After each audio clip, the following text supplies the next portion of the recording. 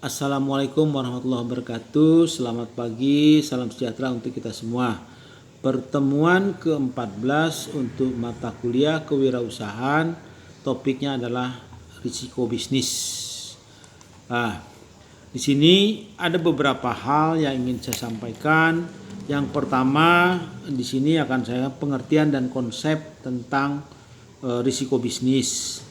Kemudian kategori risiko bisnis, jenis risiko bisnis, kemudian langkah-langkah dalam mengelola risiko bisnis, juga pengendalian risiko bisnis, dan yang terakhir adalah manfaat melakukan analisis dengan manajemen risiko bisnis. Nah, pertama adalah kaitan dengan pengertian dan konsep tentang risiko bisnis. Dalam memulai suatu bisnis, ya, ini membutuhkan keberanian, butuh tekad, ya, dan juga butuh manajemen serta strategi bagaimana menjadikan bisnis ini sesuatu yang baik dan menguntungkan.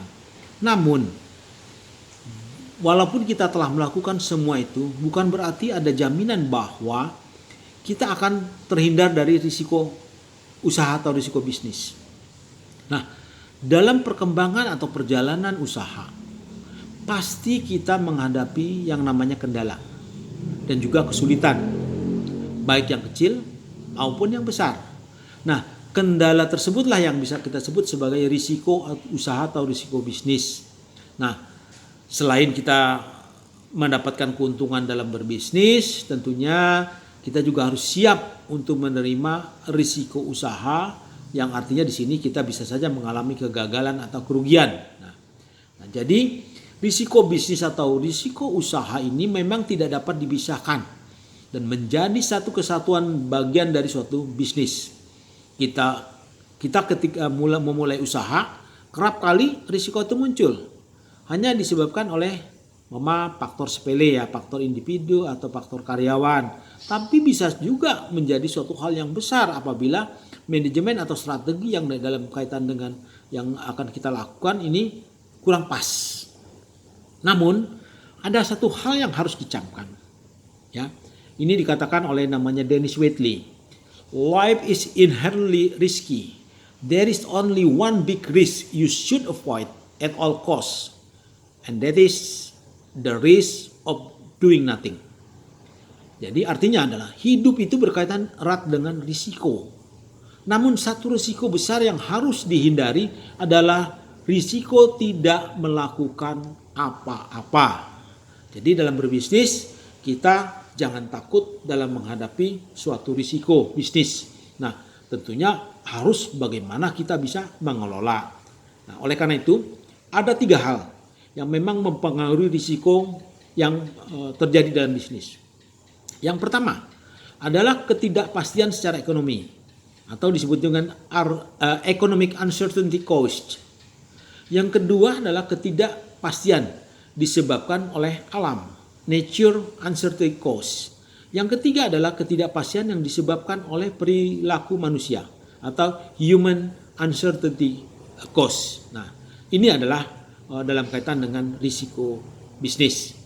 Nah, kemudian kita ingin mengetahui kategori daripada risiko bisnis. Yang pertama, ya, kalau kita lihat ada namanya risiko spekulatif, yaitu suatu risiko dengan adanya 2 kemungkinan, ya, peluang untung besar atau peluang rugi besar. Nah, ini namanya spekulatif, ya. Nah, kemudian ada namanya risiko murni. Nah, ini biasanya terjadi yang bisa berdampak kerugian. Ini karena ada hal-hal yang terjadi yang tanpa kita perkirakan. Misalnya adanya kebakaran, pencurian, bencana alam, ya. Nah, ini yang bisa saja terjadi, ya. Nah, kemudian ada yang namanya jenis risiko bisnis. Nah, risiko-risiko ini, ya, dalam kaitan dengan risiko produksi. Nah, terjadi karena adanya produk yang cacat, ya, meskipun dalam jumlah kecil tapi bisa menjadi kalau ini sampai ke pelanggannya komplain, ya. Kemudian namanya risiko pemasaran. Nah, ini berkaitan dengan proses marketing dan pemasaran produk. Kemudian namanya risiko sumber daya manusia, ya. Kemudian namanya risiko finansial, ya. Kemudian risiko lingkungan. Nah, ini tidak jarang biasanya risiko lingkungan ini bisa saja muncul. Limbah dari kita mempunyai pabrik makanan ya. Limbah pabrik yang dihasilkan ini mengakibatkan bau atau pencemaran yang. Nah, kemudian ada lagi namanya risiko teknologi. Ini terkait dengan apa yang kita gunakan teknologinya. Nah, kemudian ada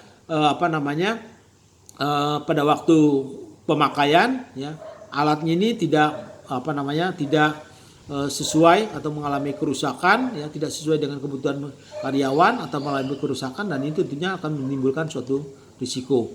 Ada lagi namanya risiko permintaan pasar.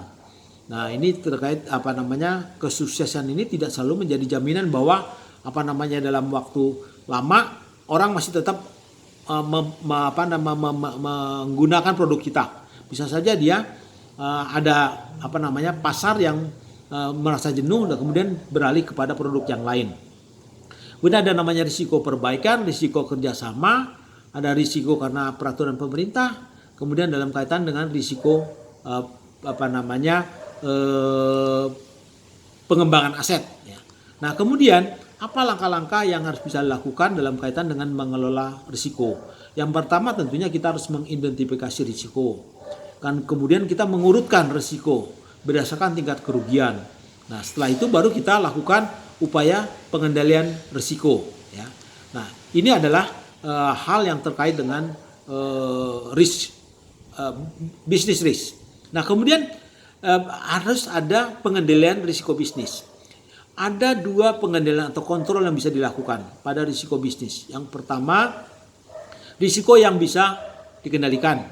Nah, ini dalam kaitan dengan pemasukan produk di pasaran siap dilakukan, kemudian kita bagaimana kita melakukan upaya-upaya supaya bisa mengendalikan dengan cara mengevaluasi produk dan juga strategi marketing. Kemudian risiko yang tidak bisa dikendalikan, biasanya risiko ini yang kejadian yang di luar batas manusia untuk memprediksi, tadi seperti saya sampaikan terkait dengan bencana alam dan lain-lain.